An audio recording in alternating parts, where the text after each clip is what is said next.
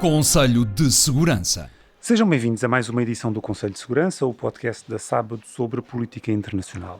Após uma semana de pausa, voltamos com muitos temas na agenda. Nesta semana que passou, assinalou-se o primeiro aniversário da retirada americana e também ocidental do Afeganistão e do regresso dos Talibã ao poder. O ex-presidente dos Estados Unidos, Donald Trump, foi alvo de buscas por parte do FBI e o escritor Salman Rushdie foi atacado quando se preparava para fazer uma palestra em Nova Iorque. Todos estes temas vão estar presentes na conversa desta semana, como habitualmente aqui na redação da Sábado, e que conta com o olhar sempre atento do professor de Relações Internacionais Vasco Rato e do jornalista João Carlos Barradas. Eu sou o Nuno Tiago Pinto, diretor executivo da Sábado e moderador deste podcast. Começando pelo Afeganistão. Há um ano, numa retirada programada para ocorrer antes do 20º aniversário dos atentados do 11 de setembro, o mundo ficou em choque com as imagens de milhares de pessoas aglomeradas no aeroporto de Cabul, na esperança de conseguir fugir.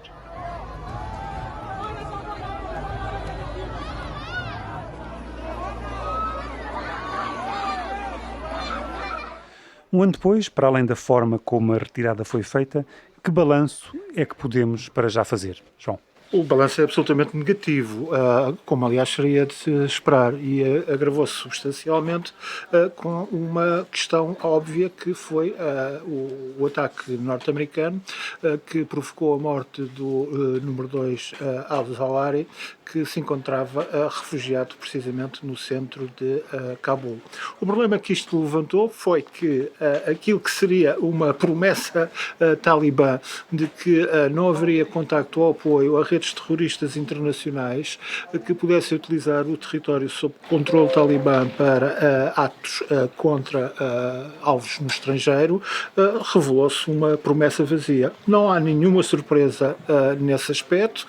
O que há é que isto complica um pouco mais ainda as negociações para estabelecimento de relações diplomáticas entre países ocidentais e o Estado afegão controlado pelos talibã e, por outro lado, complica também o desbloqueamento de fundos internacionais para apoio de emergência à população afegã, que passou já um mau inverno e que vai passar este ano um inverno ainda mais tenebroso. Basicamente, a ausência dessa ajuda financeira e o congelamento também das reservas afegãs no exterior levaram a um colapso ainda maior da economia afegã, que já não era muito saudável, aceleraram um colapso que já vinha muito antes da tomada do poder pelos talibã. Basta lembrar que em 2020 aquilo que era a riqueza produzida no Afeganistão, o PIB contabilizado oficialmente pelo Banco Mundial, mais de 40% era representado por ajuda internacional. De facto, como o PIB real do país seria muito maior através de atividades clandestinas, de contrabandos diversos, a começar sobretudo pelo tráfico de droga, dá para ter uma dimensão. Ou seja, a real economia do Afeganistão é, por um lado, a agricultura de subsistência, com a qual tenta sobreviver mais de 40% da população.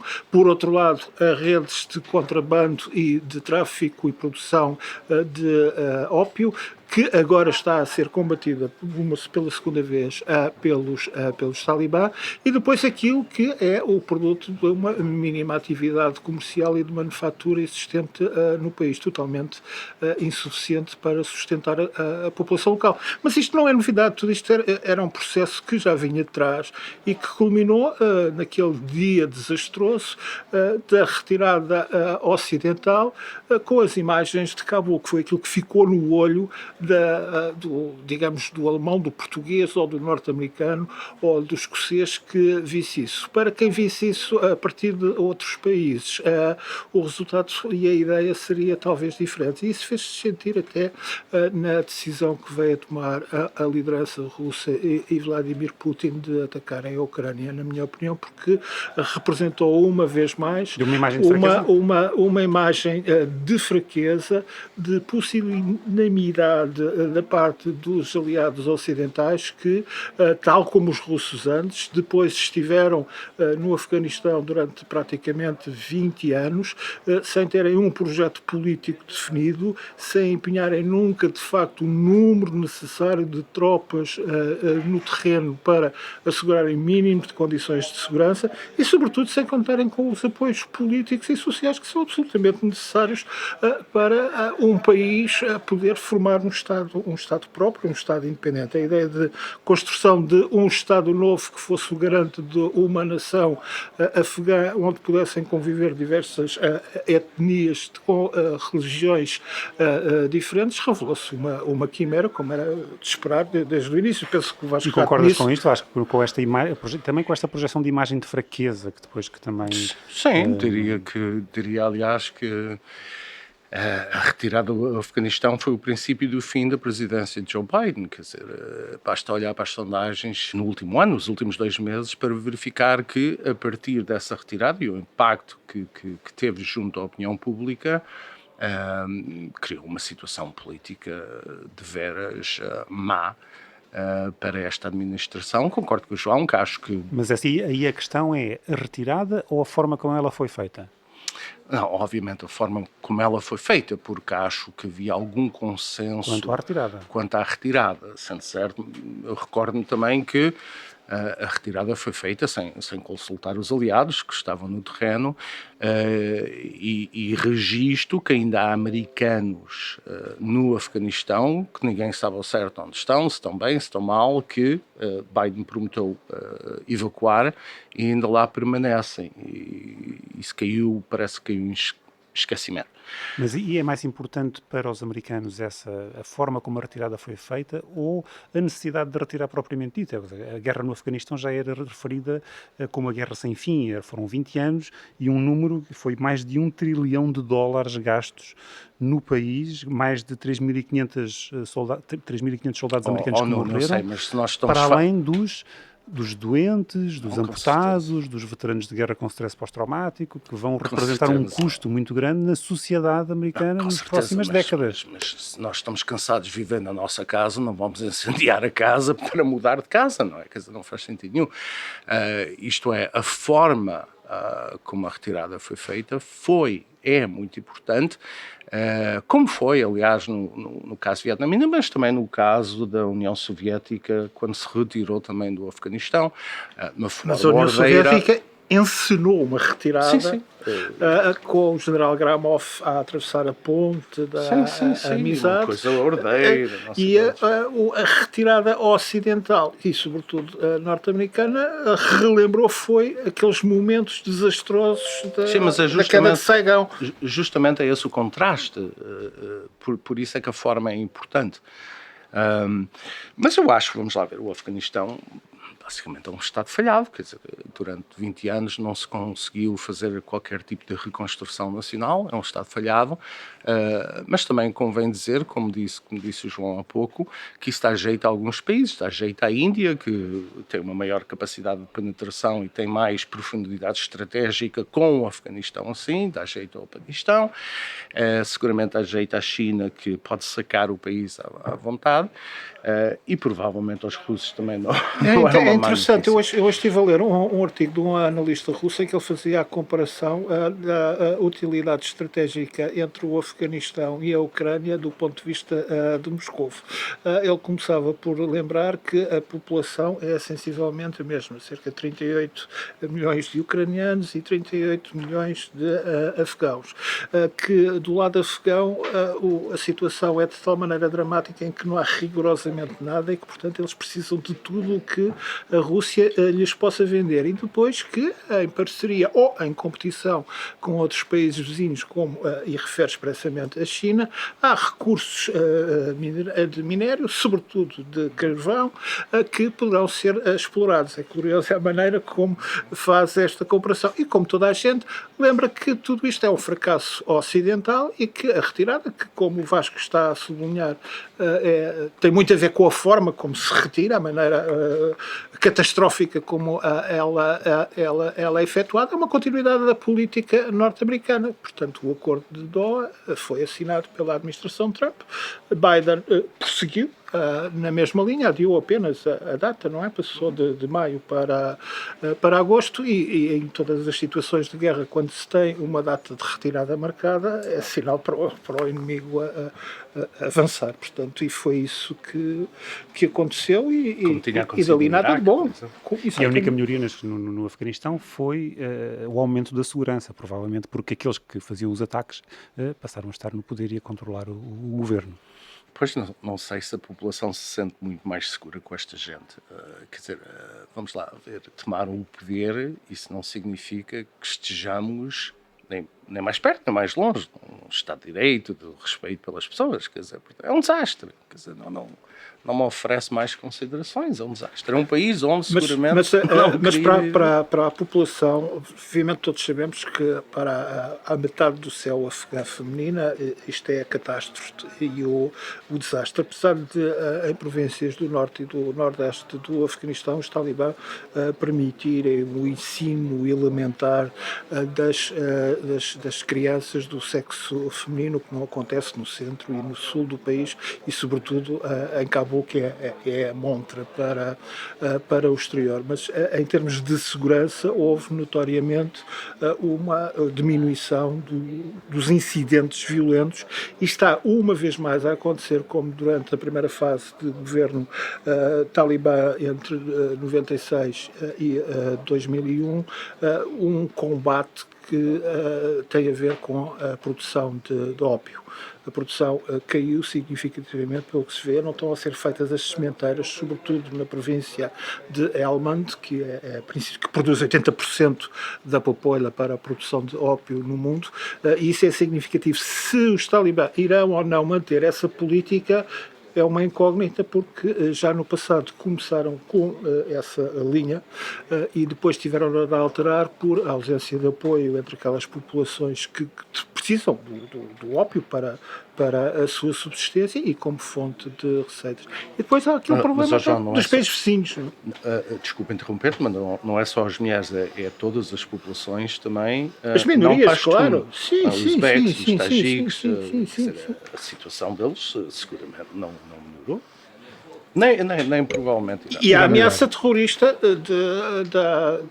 da Al-Qaeda, que o seu ramo afegão, sobretudo implantado no Nordeste, que continua a realizar diversos atentados, inclusivamente na capital, precisamente ao assinalar-se um ano da retomada do poder pelos talibã, houve mais um atentado mortífero conduzido pela Al-Qaeda, e temos depois ainda as divisões dentro dos talibã que são conhecidas, mas que jogam muito com o que se passa no país vizinho, essencial neste caso, que é o Paquistão, que é o papel da Reda Haqqani, que tem uma grande influência dentro do movimento talibã e que muito provavelmente era responsável direta pela proteção que estava a ser dada a al-Zawahiri e aos elementos da Al-Qaeda que ainda se mantêm no Afeganistão. Isto é pelo menos aquilo que dá para perceber, olhando para aquilo que é o passado e o que escrevem os especialistas sobre o assunto. É um assunto negro, é um buraco negro. É terrível. Referiste ainda agora o presidente Donald Trump, como tem sido ele, que assinou os acordos de Doha, e justamente Donald Trump que foi alvo de buscas nos Estados Unidos. Julgo que terá sido a primeira vez que um ex-presidente é alvo de buscas por parte do FBI, segundo as informações já conhecidas. Ele é suspeito de levar documentos governamentais classificados da Casa Branca para a residência dele na Flórida, o que é um crime. Trump nega ter cometido qualquer infração e que os teria devolvido se os tivessem pedido educadamente.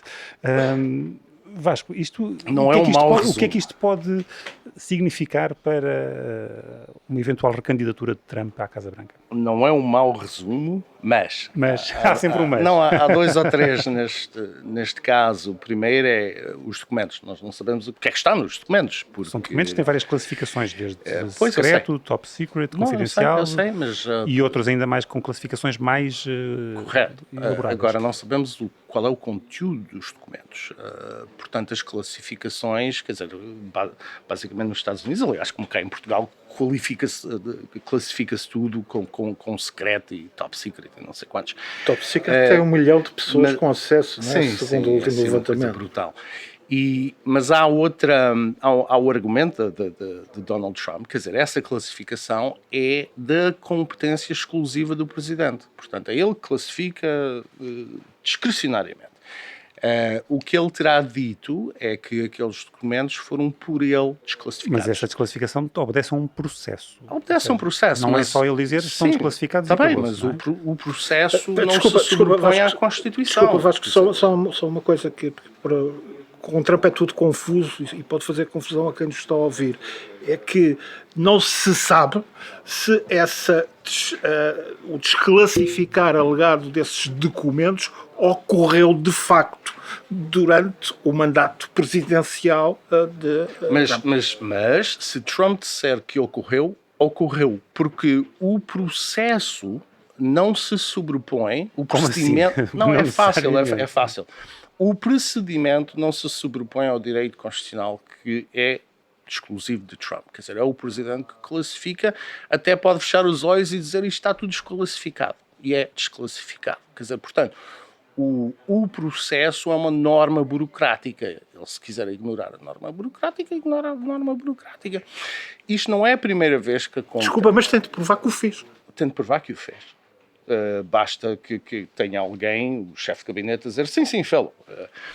Portanto, isto ainda está longe de se perceber exatamente o que é que aconteceu. Mas eu recordo... O mandato de busca é passado pelo Procurador-Geral. Já lá vamos. Mas eu recordo que todos os presidentes têm problemas, digamos assim, com a agência, os National Archives, que são responsáveis pela documentação. O próprio Obama levou milhões de documentos para a biblioteca, que ele disse que ia... Para a biblioteca, que aliás não foi construída, e que disse que iriam ser digitalizados, que ainda não apareceram, etc. Portanto, isto não é exclusivo de Trump. Estes problemas existem sempre, há sempre discórdia sobre a classificação e o que é que... Aliás, como há em Portugal, quando... Mas desculpa, desculpa lá. Corrige-me se eu estiver errado, mas a diferença desta vez com Trump é que ele começou por dizer aos arquivos nacionais que não tinha documentos e depois, numa segunda versão, disse que não os entregava. Estava a negociar a entrega. Aliás, agora já estamos. Atenção, há versões novas todos os dias da parte de Trump. João, há factos. Em junho entregaram 4 ou 5 caixas, ou o que foi. Mas quer dizer, vamos lá ver. Isto só para dizer que há aqui alguma ambiguidade. Mas vamos ao essencial da coisa. O essencial da coisa parece-me ser que isto foi um exagero, no mínimo, quer dizer, um exagero. Ir fazer uma busca à casa de um ex-presidente, os democratas sempre muito preocupados com a quebra de normas, que quebraram uma grande norma, isto nunca foi feito antes. E não era necessário fazê-lo, creio eu. O processo de negociação em volta dos documentos estava a decorrer, aparentemente, sem grandes dificuldades. E, portanto, não me parece que houvesse justificação para aquilo que aconteceu. A menos que... As informações que se sabem é que aquilo foi resultado de uma queixa dos próprios National Archives. Terá sido no início, sim. Mas isso nós também não sabemos ao certo, porque o affidavit, que agora... que no fundo é a razão que justifica o mandato de busca, o seu conteúdo, acho que provavelmente vai ser aberto ao público, vai ser tornado público. Poderá ser ou não, isso é uma decisão do próprio juiz, não é? Do juiz federal que irá decidir neste isso. caso o próprio que assinou o mandato de busca. Mas isso tem um motivo a ver, que até é perceptível, que há, apesar dos procedimentos não terem nada a ver com os nossos, no sentido, pelo menos, de expediente e de rapidez, que é o facto de ter o argumento que poderá prejudicar a investigação. O juiz poderá considerar que não divulga. Qual é a investigação? A investigação do FBI, que nós não sabemos o que é de facto a investigação do FBI. Anda à procura de uma investigação, quer dizer, o mandato o que permite não é buscar os documentos X e Y. Mas excluindo aquilo que nós não sabemos, que é o que é que eles andam à procura, que investigação é, Não. que consequências é que isto Não, está mas- a ter exatamente? Não, o que andava à procura na sabia. bipolarização Não, da não, política não, americana. o que anda à procura está explícito. Qualquer coisa. Não.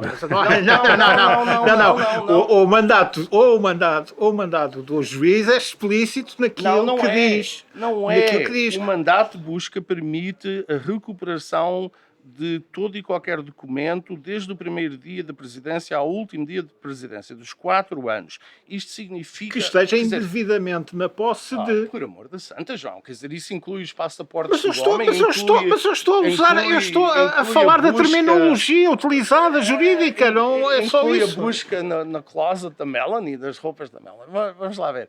Quer dizer, o que eu acho que está a acontecer aqui é outra coisa, é uma coisa muito simples, não é? Este procurador, o Attorney General, Que foi nomeado por... Em concreto, foi nomeado por Biden. O Attorney General foi Não, nomeado por o Biden. Attorney General sim, mas para irmos para o...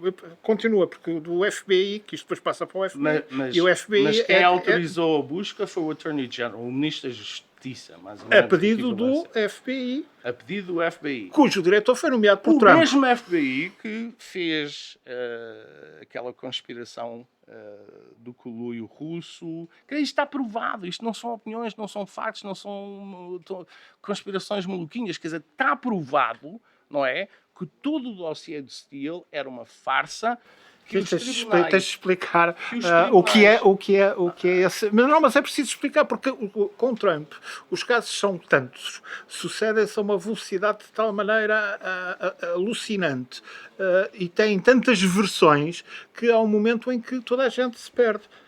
Estás-te a referir a uma investigação sobre um alegado conluio com a Rússia falsa. para... Tudo falso. Não foi nada como não provado. Não é não provado, é falso. Assente no Steele dossier que foi comprado Sim. pela campanha da Clinton e que mentiram e usaram esse dossiê para ter os mandatos. Esse foi um que foi dado, exato, esse foi um que foi dado como falso, não provado, como quiseres dizer. Depois tens outros de conluio com a Rússia para influência na própria campanha eleitoral, que aliás a Rússia utiliza presentemente como arma de propaganda para estabelecer ainda maior confusão política nos Estados Unidos. Gastou 400 milhões de dólares a fazer a mesma coisa. Mas se calhar o fulcro disto tudo, para além da imensa confusão que é Trump e depois dos processos que tem, quer de foro criminal, quer do foro civil, sobre os seus negócios, as questões fiscais, para além de todos esses processos que tem Trump, o mais interessante é perceber que isto está a galvanizar a sua base de apoio no Partido Republicano. Mas claro, porque toda a gente percebe que o que está a acontecer é a politização da investigação e da justiça. Não é? Portanto, quer dizer, o problema aqui, a meu ver, quer dizer, não é tanto Trump, quer dizer, não sou assim, não sou amigo pessoal dele, não é nada, portanto não estou particularmente preocupado com ele. Agora, o que está a acontecer é o descrédito da investigação do FBI que, vamos lá ver, não é a primeira vez que fazem raids à casa dos apoiantes de Trump. A Hillary Clinton, que limpou o computador, nada lhe aconteceu. Não conheço um democrata... Aí está mais um caso, aí temos mais um caso de politização da justiça nos Estados Unidos ou de acusação. O caso de Hillary Trump, o caso de Hillary Trump, que fez algo também de absolutamente irregular em termos de procedimento um alto responsável governamental, que foi ter utilizado um server que não era do Departamento de Estado para a correspondência oficial. A investigação, isto foi um fulcro, alvo de ataques por parte de Trump durante a campanha presidencial. A investigação feita por parte do FBI concluiu que, e o procurador concluíram que não havia motivos para... Sim, o mesmo diretor do FBI que depois tenta tramar Trump com as escutas e uma série de coisas, certo? E que mentiu perante o Congresso, o Cromley, certo? Certo. Pronto. Quer dizer, esta gente já não tem credibilidade. Mas não é esta gente... Mas essa politização da justiça, no fundo, está a galvanizar os apoiantes de Donald Trump Porque acham que isto é uma caça às bruxas, que é justamente... Quer dizer, uma das coisas que a América tinha de positivo era que se podia confiar tanto na investigação como na justiça. Tudo isso está a mudar. Quer dizer, isto é um dos problemas que eu acho que tem ocorrido na sociedade americana nos últimos 10, 15 anos. E este é um deles. E, portanto, aquilo que está... Quer dizer, muita gente não gosta de Trump, diz, ele tem o que merece e não sei o quê. Mas não é essa a questão. A questão é o processo e o que é que está a acontecer ao processo e a forma como estas agências estão em roda livre. Não estão. É roda livre. Em muitos dos processos, por exemplo, os processos que estão agora a ser, que vão provavelmente acabar numa acusação ao Rudy Giuliani, um dos grandes apoiantes de Trump, têm a ver com acusações indevidas de fraude no processo eleitoral. Portanto, há uma plétora de processos. É o mesmo Ministério da Justiça que caracterizou pais que se opunham ao ensinamento de Critical Race Theory como terroristas domésticos. Mas atenção, o ambiente de discussão sobre o que são teorias de raça e de empoderamento, que agora é o termo que se usa, certo? De minorias sexuais, raciais, étnicas nos Estados Unidos, é de tal maneira alucinado que... Eu sei que mas pais que querem ter uma palavra a dizer sobre a educação dos filhos são caracterizados por esta gente como terroristas domésticos. Quer dizer... No sentido que terrorismo doméstico significa pessoa que põe em causa a ordem constitucional por meios violentos, certo? Certo. E que alguns...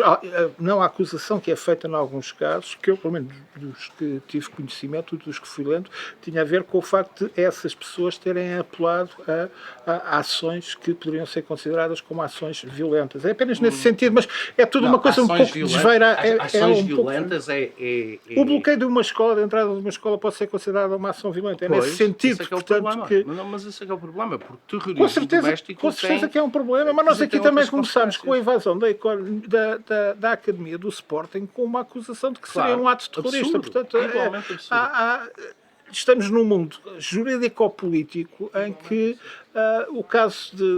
o nível de paranoia é extremamente elevado. Mas o FBI também está envolvido no caso em Michigan da chamada tentativa de assassinar a governadora do estado, e quem incentivou tudo isso foi os próprios agentes infiltrados do FBI que estavam nesse grupo chamado terrorista. Quer dizer, Isso é um problema habitual com os infiltrados. É como as manifestações violentas e como ocorreu durante o motim no Capitólio. Há sempre agentes da polícia que estão infiltrados nisso, porque é uma norma básica de qualquer força policial.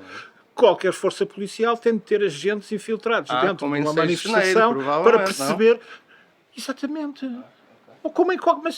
Mas isso é comum, é uma forma de atuação comum a todas as polícias em todo o mundo que tentam controlar uma manifestação saia de controle. Precisam de ter indicadores dentro da própria manifestação. Mas não é provocar os acontecimentos. Não é provocar. Tanto podes ter agentes que estão em atos de provocação, como podes ter agentes que estão única e exclusivamente em atos de monitorização, de indicação para os colegas de qual é o rumo que vai tomar aquela manifestação, se vai ou não escapar ao controle. Dizer que foram detectados não sei quantos agentes policiais infiltrados numa manifestação. Ainda bem, podes dizer por um lado, olha, é sinal que a polícia pelo menos está tecnicamente a tentar perceber o que é que lá se passa com a manifestação, ou podes dizer que também é um ato gravíssimo se a polícia estiver a fazer uma provocação no sentido de provocar, de levar a cabo um conflito violento. Mas, curiosamente, o comitê que está a investigar os acontecimentos de 6 de janeiro não está particularmente interessado no papel do FBI no meio disto tudo. Porque é Porquê que um será? sideshow, é Não, algo de sai- não uma muito coisa, ó, João, relevante. uma coisa, duas coisas, três coisas seriam de sideshow. O que aqui está a acontecer é uma tentativa concertada de impedir Trump de voltar a recandidatar. Ele próprio, não te preocupes que ele, até como condenado, Não, pode concorrer à presidência em termos constitucionais. Eu sei. Ele será sempre candidato à presidência pelo caminho que as coisas correm. E irá agravar ainda mais o clima de radicalização, de politização paranoica, que atinge já um nível paranoico, nos Estados Unidos. O que não há dúvidas que é um ato de terrorismo, um acto de violência doméstica, foi o que aconteceu no passado dia 12 com Salman Rushdie. Tinham passado 33 anos desde que estes gritos tinham sido ouvidos após o já falecido Ayatollah Khomeini ter emitido uma fátua que na prática significou a condenação à morte do escritor britânico nascido da Índia que tinha acabado de publicar os versículos satânicos.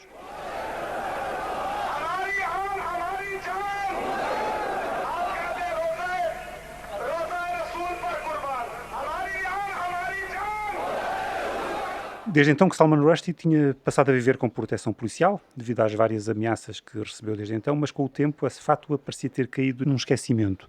A segurança diminuiu e até que no dia 12, numa sexta-feira, quando se preparava para falar num pequeno evento no estado de Nova Iorque, Rushdie foi atacado por um cidadão americano. Apesar do Ministério dos Negócios Estrangeiros iraniano ter recusado qualquer ligação ao ataque, no fundo as reações que depois que vieram do Irão foram de celebração, digamos assim.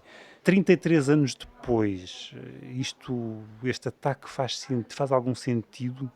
Ou era algo que eventualmente ainda se pudesse esperar que poderia acontecer? A fátua ainda não se esgotou. A fátua não se esgotou? Faz sentido.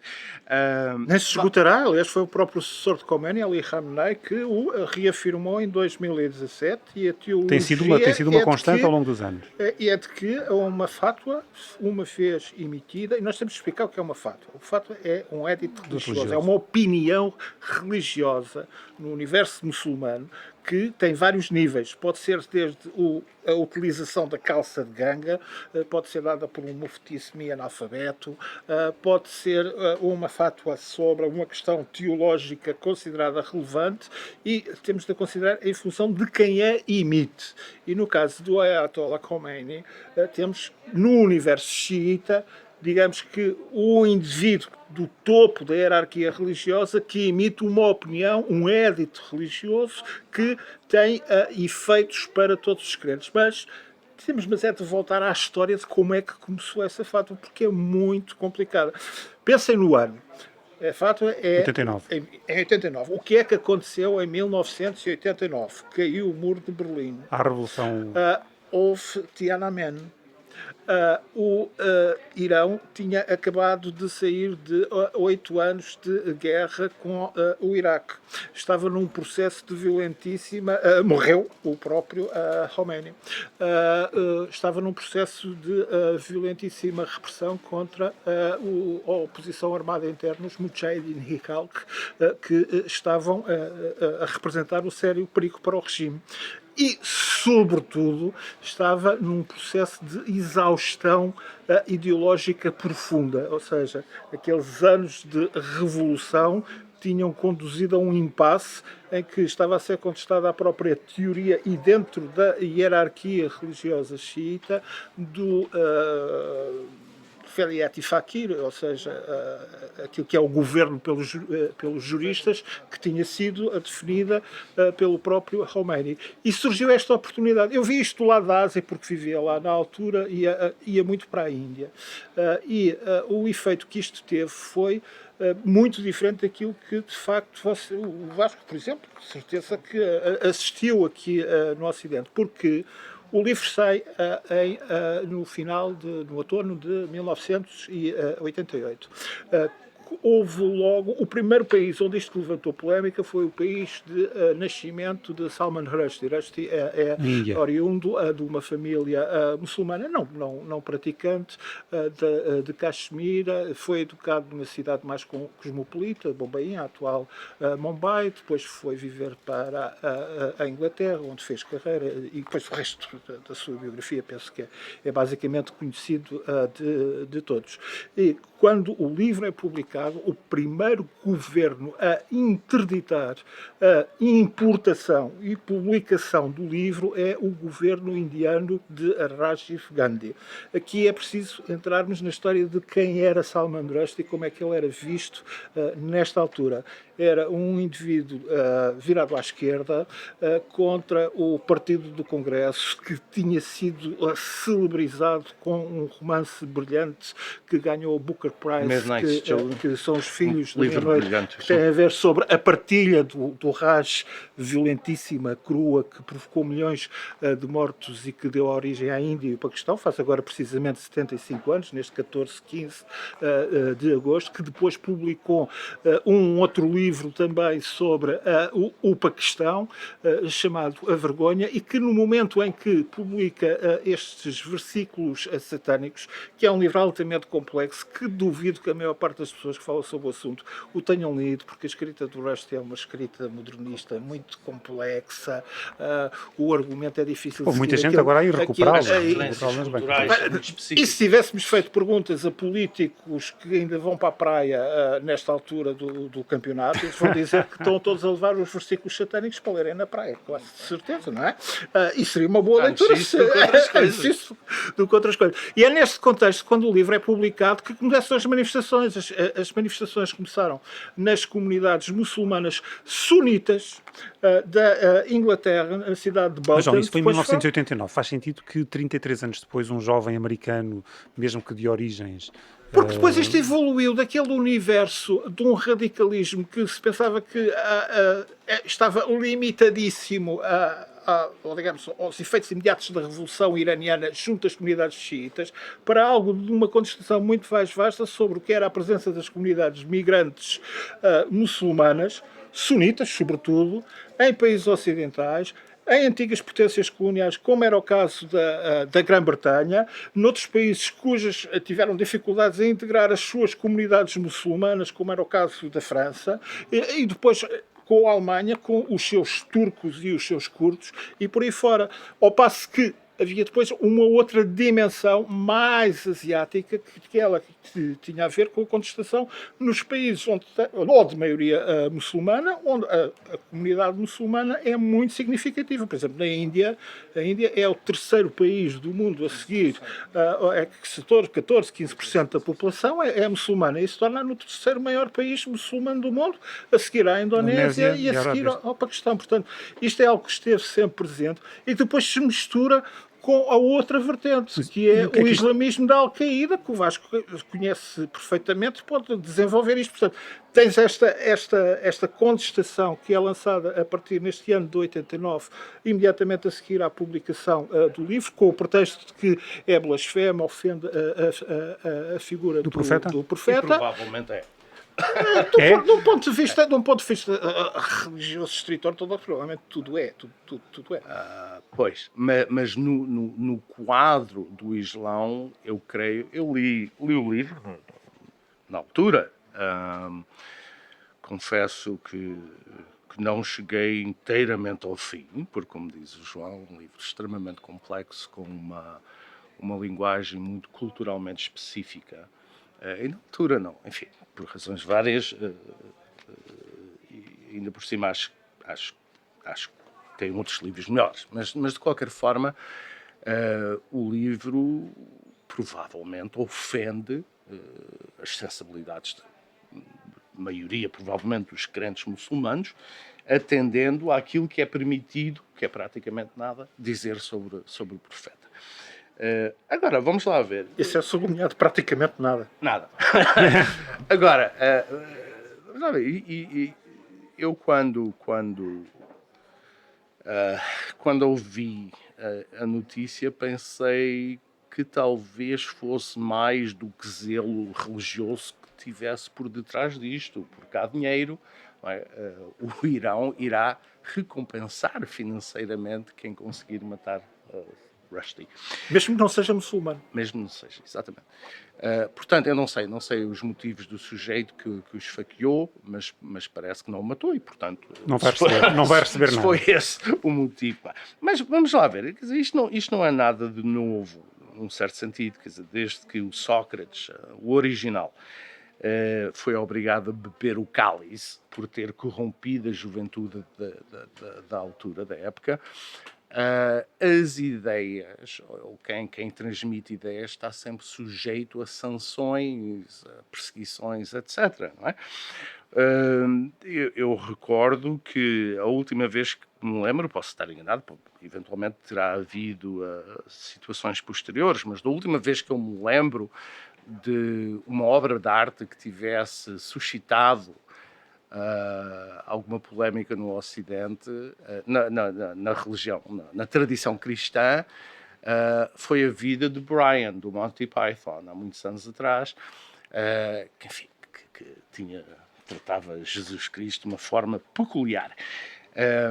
Agora, a diferença, creio eu, e eu recordo que Rushdie não é o primeiro a ser assaltado, neste caso, porque há uns anos atrás, não consigo precisar, talvez... Houve um tradutor, um editor... O editor, o Theo Van Gogh. Sim, porque isto aplicava-se a todas as pessoas envolvidas na produção e difusão do disco. Por isso é que houve o tradutor japonês que foi assassinado, o turco que escapou... Mas, por favor, completa o raciocínio. Não, eu ia dizer que acho, pronto, ok, é uma daquelas coisas... que está connosco desde o princípio da humanidade, que há pessoas que não gostam daquilo que outras pessoas dizem, ou escrevem, ou publicam, ou filmes, ou seja o que for, e acham que este é o caminho. A mim o que me preocupa não é tanto o facto dos ayatollahs terem lançado este fatwa.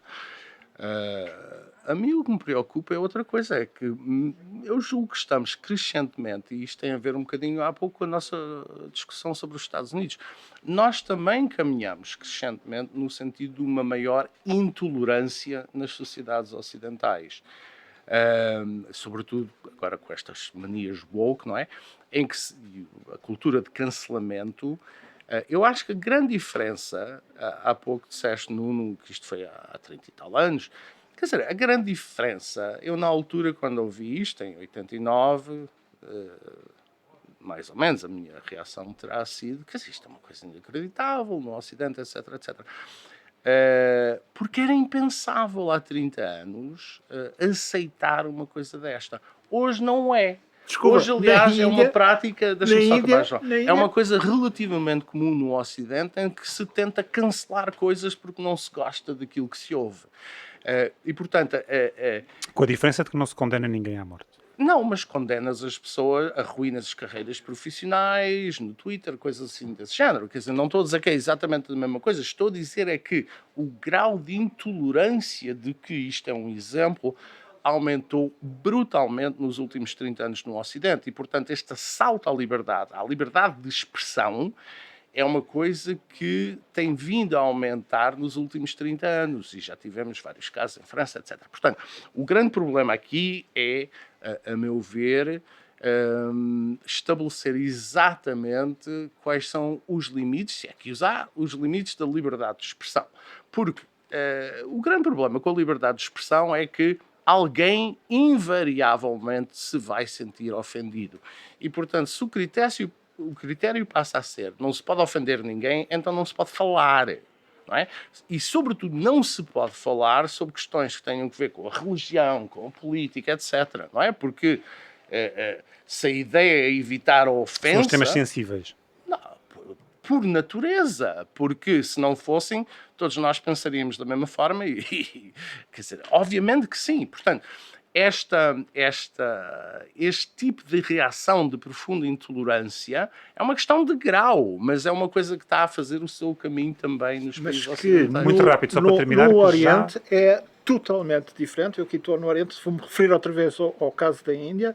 Não houve nem nenhuma reação oficial na Índia a este atentado a Rushdie, nem da parte do partido do Congresso atualmente, na oposição, nem da parte do BJP, do Partido Nacionalista Indiano, que está no poder. E basta lembrar que no início, quando o livro foi proibido, é possível teres a posse do livro na Índia. Foi proibida, ainda se mantém, a sua importação e a sua edição, impressão na própria Índia. O argumento foi para evitar um agravamento dos conflitos étnico-religiosos no país. E um dos maiores intelectuais indianos da altura, chamado Khushwant Singh, que era não só um grande literato, como um dos jornalistas mais influentes do país e, sobretudo, autor do grande romance sobre a tragédia do que foi a partilha do Raj e o conflito sangrento entre muçulmanos e hindus, Khushwant Singh foi o próprio a defender que o livro não devia ser publicado na Índia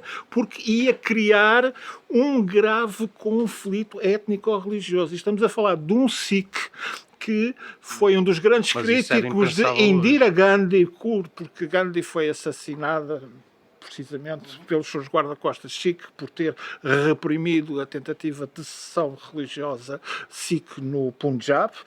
Um homem que criticou também o governo de Indira Gandhi por causa das esterilizações forçadas. Um homem que pugnava pelo não conflito, digamos assim, religioso entre muçulmanos, hindus, parsis e sikhs, e acabou por ser este homem um dos primeiros a defender que, para nosso bem, isto não pode ser publicado. Sim, mas isso portanto, é outro mundo.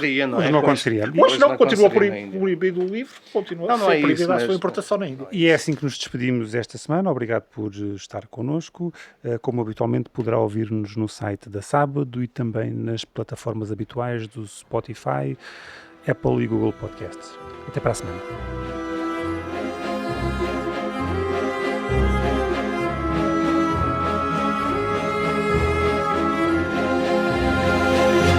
Conselho de Segurança.